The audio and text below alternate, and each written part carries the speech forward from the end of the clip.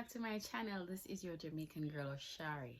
I want to thank all my existing subscribers. For those who subscribed this week, I want you to know I see you, I love you, and I appreciate you. For those who are still, over the subscribe button, like should I or should I not? You should. Go ahead, hit the subscribe button and the notification bell, and welcome to the Jamaican girl Oshari family. So what am I up to today? So today I just want to give you a little bit of a background about, my experience growing up in Jamaica. And it's my truth.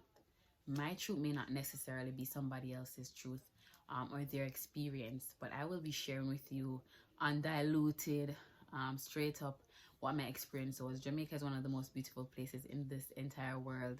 I would not trade anything about my childhood, about my experiences growing up, because they in turn made me who I am today, and I will always be grateful and thankful for everyone that played a pivotal role in my upbringing back then.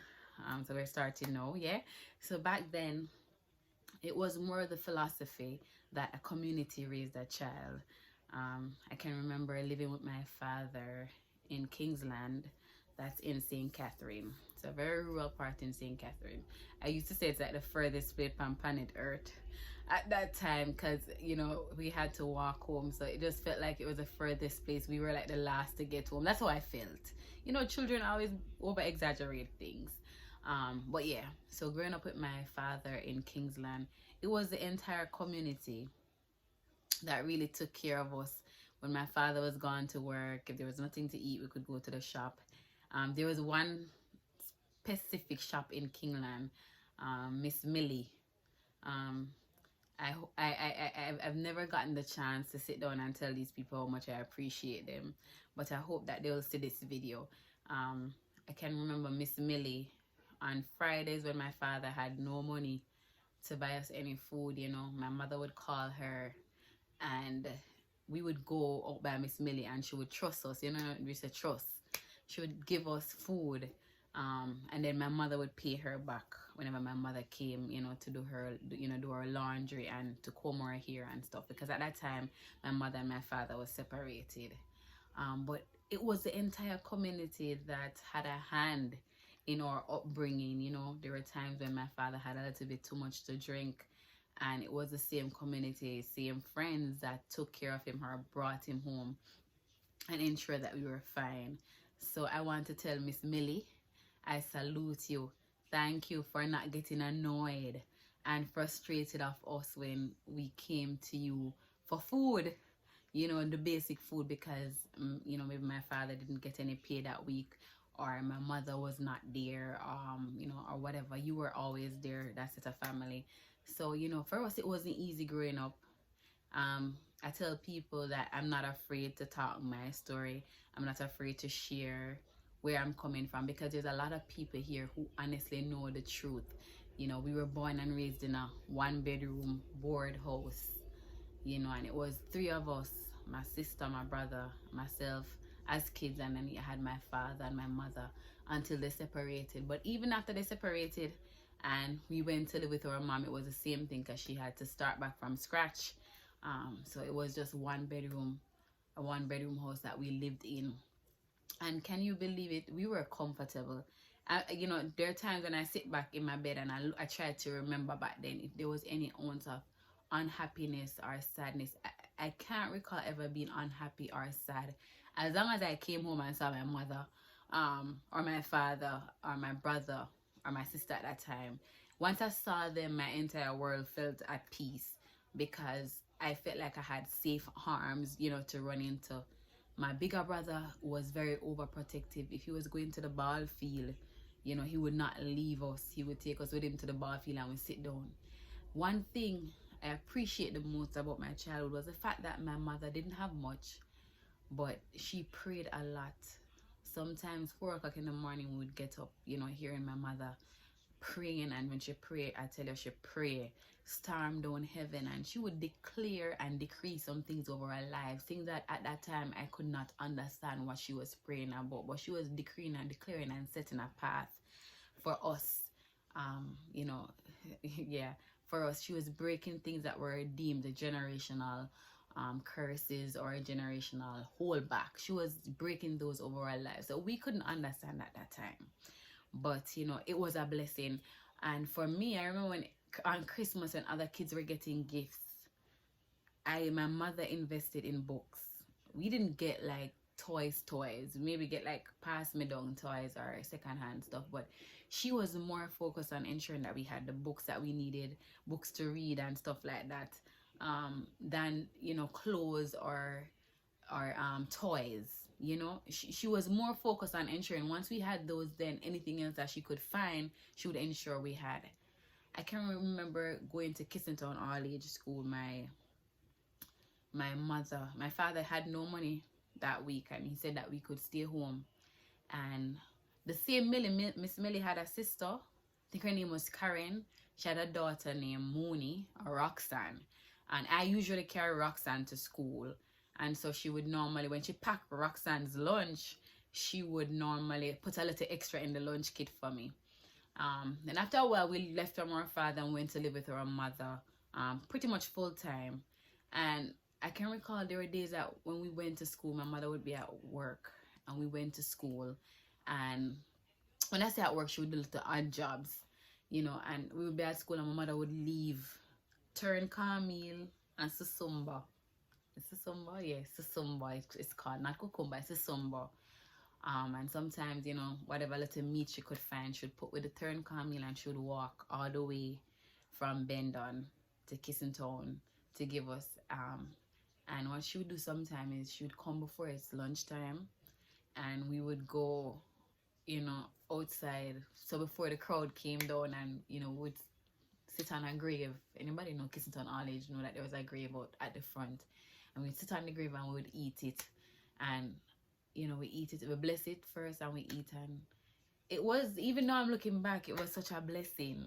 I didn't realize that my mother was teaching me perseverance in that time and not to allow the limitations of now to prevent you from showing love and for going the extra mile for those that you care for. And so, you know, we grew up at God's hand, like at the mercies of God's hand, because God was always providing. Sometimes we didn't even know how, you know, food would be. But let me tell you something, in our household, there was love, joy, peace, and happiness. If it was one dumpling, the one dumpling I split in four. For me, my brother, my sister, and my mother. And we would never complain. You know, I'm jumping from primary school. I'm going to high school now. I can remember in high school, it was like different family members who sometimes had to chip in because my mother had three of us to figure it out and she was just doing odd jobs. My father did what he could do or what he chose to do at that time. He could have done more, but he did what he could. Well, let me just say what he chose to do. But there were different family members. I remember I have a cousin called Goosey. He usually run taxi on the road. And I would get ready. When I don't have lunch money, I would get ready. And I would go down the tambourine tree at Bend. And I wait on him until him come and him carry me, drop me off at school. And I would go to school. And I had another cousin called Steve. He was way older than me. Same thing, you know. At random moments, he would just pop out at school and just give me something, give me a little money. And my uncle, that you guys say I look a lot like him and his wife, they believed in me so much and they would pitch in when they can. So it was an entire community that kind of contributed to my growth and development. I can recall in high school there were days when, as a matter of fact, I can recall only having one pair of shoes, and that one pair of shoes was for church, it was for school, and it was if me didn't need to go anywhere. Yes, one no more pair of shoes. And I didn't feel any type of way because from ever since anybody will know me know I'm a girl that don't walk with my head hold down. If my boot bottom I drop off, my head hold straight same way. You know, no shame tree. People that say I no shame and I no shame from a long time. And I can remember in particular, I think I was in grade 9 or grade 10. I don't remember, but somewhere there about my shoes bottom was gone. And I called my mommy and I told my mommy, she's like, oh, she wasn't getting paid until the Friday because I was living with my grandparents at the time. And I'd use crazy glue as much as possible. The crazy glue would not hold. It wasn't working. And that week we had exam, and I sat and I look at the shoes, and I said to myself, am I going to miss exam because of our shoes? And as I tell you, it's only one pair of shoes I had. And I say, you know what, I went outside. My grandmother usually sells soda, like soft drinks. I went outside. If you know them time, the soft drink coming on one of them, the cardboard, and then the plastic wrap it. So I cut out the cardboard, and I put this cardboard in my shoes. The bottom gone. I put the cardboard in the shoes because where the bottom was gone was like, you know, that metal. One time they usually make the shoes them with metal underneath it. So when the metal lift up, it all of the little middle piece they gone. So it's all of the piece that it gone. I don't know how else to explain it. So in a Jamaican, when I say your shoes are big bread. Yeah. So I put the cardboard in the shoes, people. And I went to school, and I got to school the first day, and I got to school the second day, and nobody never noticed. And I remember on the third day after wearing the shoes, like somebody glimpsed the cardboard, and the person started making a bunch of excitement. And me, look on her. You know what? All young people stay them time there. And them laugh me to scan. But as I tell you, I'm a girl that never have no shame from a long time. I'm still stepping on my cardboard shoot for the rest of the week. And I never felt any type of way. No amount of mocking or mouthing could make me feel bad. It got so bad at points where I literally didn't have lunch money at school, and I was so full of pride. I'm not the type of person who would go and ask for stuff. No, I go to school because my cousin at the time would just drop me. I get the free drive to school, and I would not tell him I don't have money, because that was just me. And what I started doing, they had there's a group of persons at that time. We had ISCF, but I was not fully active in ISCF because it wasn't active. The ISCF was there, but it wasn't so active. So I decided to start prayer meetings. And let me tell you something, lunchtime every day, because you know people gonna know some I have lunch to eat. So you know what I do? I would go into the bathroom and lunchtime every day, and I would climb up on the seat, stand up on the seat, and stay in the bathroom for the 30 minutes until lunchtime up, or whenever lunchtime up. And then I go back into class. Just wash my face, wash my mouth, you know, gargle my throat, and go back into class. I remember at one point I realized it was getting to me emotionally, and so what I did was, I remember I was in the bathroom one day and I started praying, and like the Holy Spirit said to me, I should start, you know, a prayer meeting. And you know what I do? I started doing prayer meetings with a couple of friends on lunchtime, you know, like I'm doing fasting. Yeah, it ended up being fasting, but it was not a fasting of choice, you know. It was fasting because me never have nothing to eat on lunchtime. So, you know, me I feel glad for do the fasting to make it seem, you know, to them as if I fasted. And when the real truth was, I never had any money. I didn't have anything to eat. But you know what? Throughout all of that, it's strange how God allowed me to excel. I remember not having the books. Most of the books them in high school that I was supposed to have, I never had them. I literally lived in the library.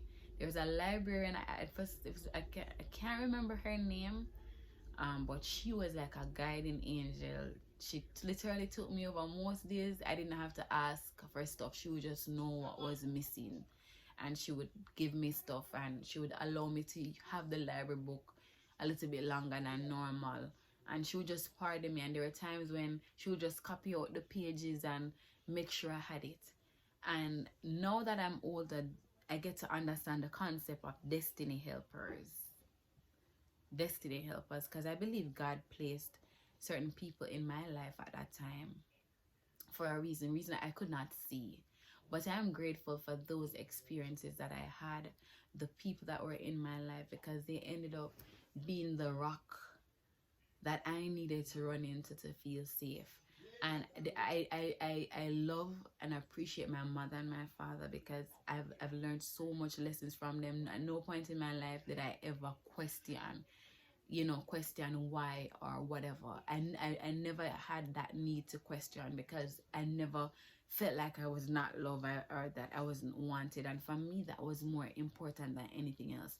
The feeling that I was needed and I was loved and I belonged.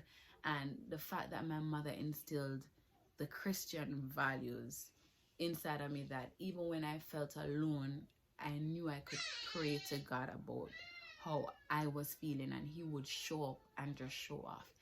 And so when I talk about, some of the things that I've been through and where I'm at now, if you really knew and understood my story, you would know that it's not about boasting, it's more about being humble.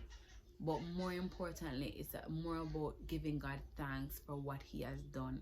Because I was one of those persons that was not supposed to come out to anything good. I was supposed to be one of those persons who were supposed to be subjected based on what other people deemed of my family and of myself. But somewhere along that line, my mother broke that curse, and it made me liberated as an individual, physically, emotionally, spiritually. And for that, I'm grateful. So this is part 1 of growing up in Jamaica, my truth.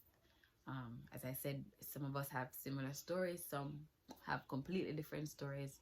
But on my second video, I'll be talking to you about some terrible experiences that I had while in university, some bad decisions that I made that could have potentially ruined who I was, spiritually, physically, professionally, and then, I'm talking about the bad now, but there was some good. You will hear about some of the good experiences that I had, but I'm talking about the bad because I want to encourage you. I want to encourage you, your children, your family member, anybody who feels like what you have now is not enough. It's not enough. But it doesn't mean that God can't make it enough.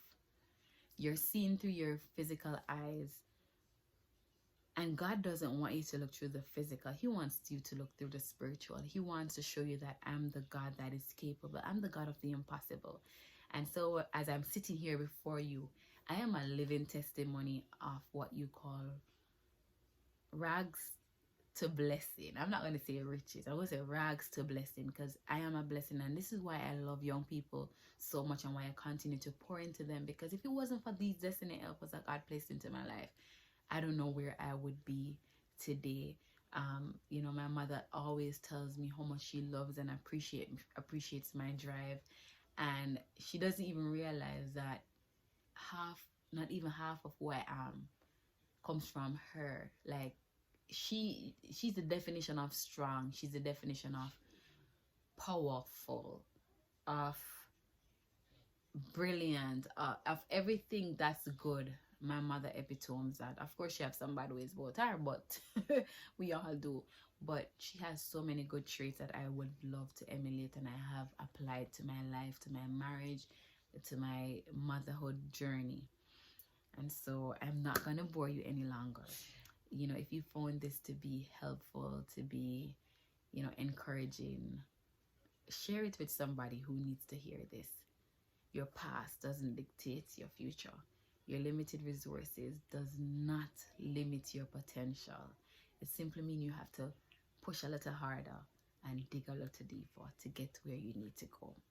Until next time, this is your Jamaican girl, Ashari. Have a wonderful day. Bye-bye.